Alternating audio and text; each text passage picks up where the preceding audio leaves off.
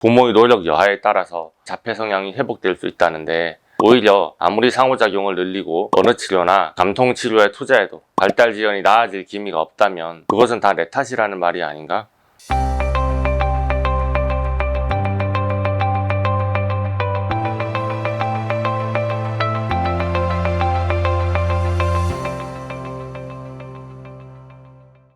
안녕하세요. 명쾌한 최원장입니다. 지난 시간에 자폐 스펙트럼 장애를 악화시키는 알러지 유발 물질에 대해서 총정리해드렸어요. 알러지를 치료하니 자폐도 호전되는 알러지성 자폐에 대한 이야기는 신경정신과에서는 거의 다루지 않는 분야입니다. 그래서 아마도 여러분은 명쾌한 최원장 채널에서 이런 말을 처음 들어보셨을 테니 알러지를 치료해서 자폐를 호전시킬 수 있다는 사실을 인정하는 것이 마냥 쉽지는 않으실 것 같습니다. 명쾌한 패밀리들이 가장 궁금해하셨던 것이 뭘까요? 제가 알러지성 자폐는 알러지 치료로 호전될 수 있다고 말하니까 명쾌한 최원장이 치료할 수 있는 알러지성 자폐라는 게 선천적으로 타고난 자폐 스펙트럼 장애를 말하는 것인지, 아니면 후천적인 유사자폐, 반응성 애착 장애를 치료할 수 있다고 말하는 것인지 묻는 분들이 계셨어요. 선천적인 자폐는 부모의 노력에도 장애에서 벗어나지 못하지만, 후천성 유사 자폐 스펙트럼 장애는 부모의 노력 여하에 따라 정상적인 발달이 가능하다고 신경정신과에서 말하기 때문입니다.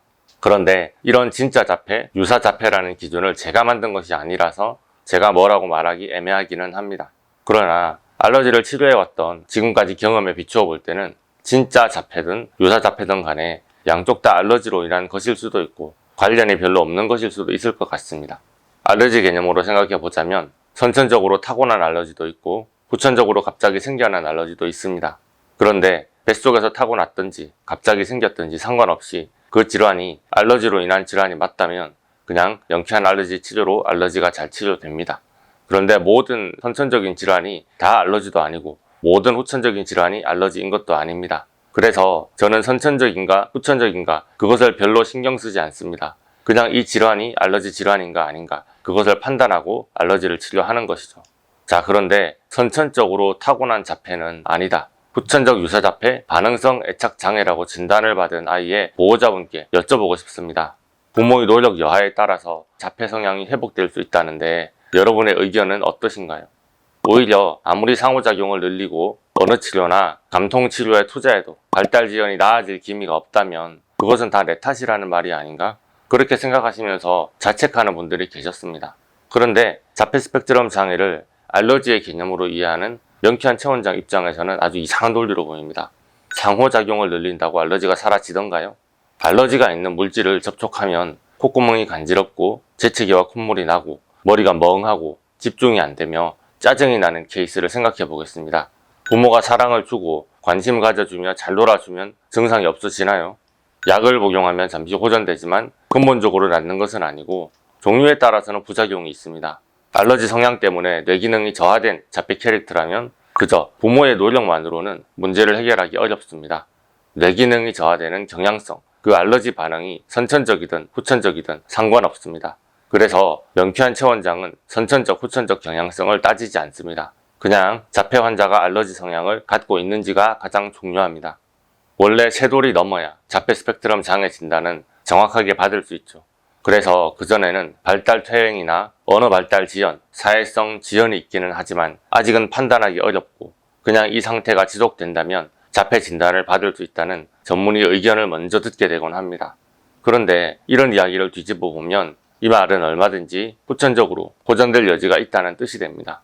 그리고 후천적으로 이 아이가 자폐 성향을 가지게 된 원인이 무엇인지 파악하는 게 상당히 중요하겠네요. 제가 자폐, 아스퍼거 증후군, 발달 지연, ADD, ADHD 등의 뇌신경계 질환의 원인을 말하면서 뇌누수를 지적했습니다. 알러지 때문에 뇌혈관 장벽 BBB가 뚫리고 뇌신경계가 교란을 일으키는 장애 현상이죠. 그리고 뇌누수 현상이 일어나기 전에 장누수 증후군이 먼저 존재했을 가능성이 높다고 말씀드렸죠. 장 상태가 뇌 상태에 영향을 미칩니다.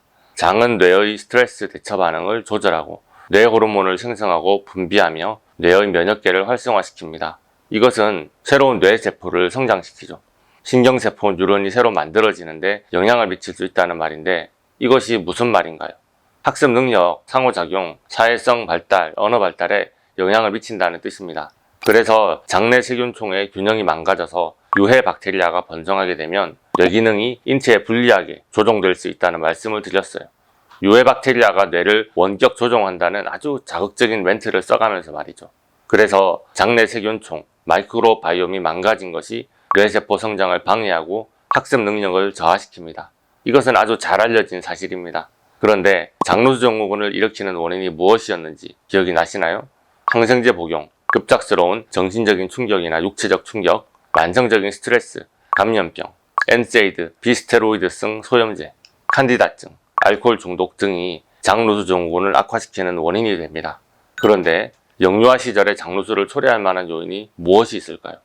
맞벌이 가정에서 어린 시절부터 어린이집에 아이를 보냈고 아이가 콧물 감기에 걸려서 항생제를 달고 살았고 그래서 장내세균총에 문제가 생기고 태열이 아토피로 발전하니까 스테로이드 약이나 항히스타민제를 자주 쓰게 되니 면역 불균형이 생기고 결국은 알러지가 많아지는데 약에는 내성이 생기고 어린이집에서 오래 있으니 엄마 아빠와의 상호작용이 아무래도 부족하게 됩니다. 엄마와 상호작용이 부족했던 것이 자폐 스펙트럼 경향성 혹은 반응성 애착장애의 원인이 되었다고 볼 수도 있겠습니다. 그런데 겪어보면 아시겠지만 그게 다가 아닙니다. 유사자폐라고 해도 그저 엄마 아빠가 최선을 다해 보살펴주고 사랑을 표현해주며 정상적인 애착관계를 위해서 노력하는 것 정도로는 해결되기가 쉽지가 않더라고요. 후천적으로 뇌누수 혹은 장누수를 유발하는 정서적, 육체적 환경에 노출된 시기가 있지 않은지 한번 생각해 보세요. 선천적으로 타고난 자폐라고 하더라도 장누수 증후군의 원인이 되는 요인에 노출이 됐을 때는 상태가 훨씬 나빠질 수 있습니다.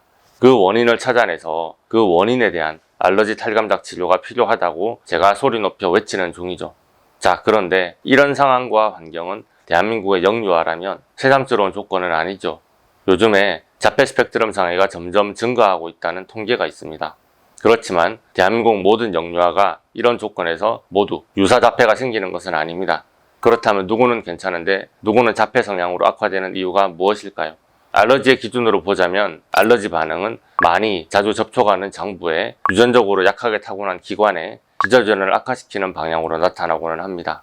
왜 하필이면 내 아이에게 이런 질환이 생겼나 질문하실 때 제가 관찰하기로는 뇌의 충격을 잘 받는 경향성을 타고난 사람들이 있었습니다. 사람들마다 다르죠. 누구는 자궁을 약하게 타고나고 누구는 심장이 약하고 누구는 눈이 약합니다. 그냥 그런 느낌으로 뇌신경계를 약하게 타고난 분이 있다는 말씀을 드립니다. 만약 내가 혹은 내 아이가 뇌신경계가 약하게 타고났다는 사실을 알고 있다면 뇌가 다른 사람들보다 매우 예민해서 별것 아닌 자극에도 불쾌한 과민 반응을 자주 보일 수 있고 그 부정적인 반응이 다 뇌신경계로 총 집중될 수 있다는 사실을 인정해야 합니다. 뇌를 자극하는 경향이 있는 물질이나 그런 환경을 찾아내야 합니다. 그리고 평소에 그런 부정적인 자극을 최대한 줄여주거나 그런 환경을 적극적으로 피하려는 노력을 해야 합니다. 뇌를 긍정적으로, 안정적으로 자극하는 노력과 함께 말이죠. 저는 그렇게 뇌의 알러지 반응을 유발하는 물질을 찾아낼 수 있습니다. 그리고 그 물질이 알러지 반응을 일으키지 않도록 예민하지 않게 만드는 탈감작 치료를 할 수 있습니다. 그런데 그래도 치료 과정이 쉽지는 않습니다. 왜냐하면 알러지를 치료하는 과정 중에 그동안 불쾌하게 각인됐던 반응을 뇌가 복귀하기 때문입니다. 치료 후 25시간 내에 나타날 수 있는 명현 반응에 대해서는 이미 명쾌한 최 원장 채널에 영상을 올려드렸습니다. 핵심은 알러지 치료 과정 중에 명현 증상은 본인의 기저 증상을 리콜하는 경향이 있다는 점입니다. 알러겐과 접촉했는데 증상이 나타나는 것은 그 증상이 그 알러겐 때문이라는 뜻이 됩니다. 마치 치과에서 치아를 건드렸는데 아픈 것은 그 치아가 썩었다는 뜻인 것처럼 말이죠. 자, 그래서 여러분들이 가장 묻고 싶었던 질문에 답변을 드립니다. 내 아이가 도대체 왜 이럴까요? 명쾌한 알러지 치료를 시작하셨다면 각각의 아이템에 대한 알러지를 치료하면서 나타나는 명현 반응을 관찰해 보시기 바랍니다. 치료 후 25시간 동안 기존에 갖고 있던 자폐 증상이 극심하게 나타난다면 그동안 그 자폐 증상을 일으켰던 것 중에 그 아이템의 영향이 있었다는 뜻이 됩니다. 자폐 스펙트럼 장애, 쉽지 않은 이야기를 해봤습니다.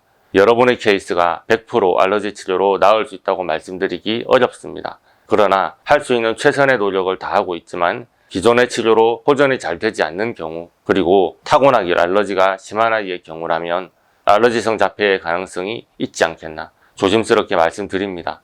그리고 알러지를 치료하면 알러지의 영향만큼 증상이 호전될 가능성이 있습니다. 힘내시고 또 다른 이야기로 찾아오겠습니다. 오늘의 영상이 도움이 되셨다면 좋아요, 구독, 알림 설정 부탁드립니다. 질문 있으신 분들은 댓글을 달아주시거나 네이버 톡톡으로 문의해주세요.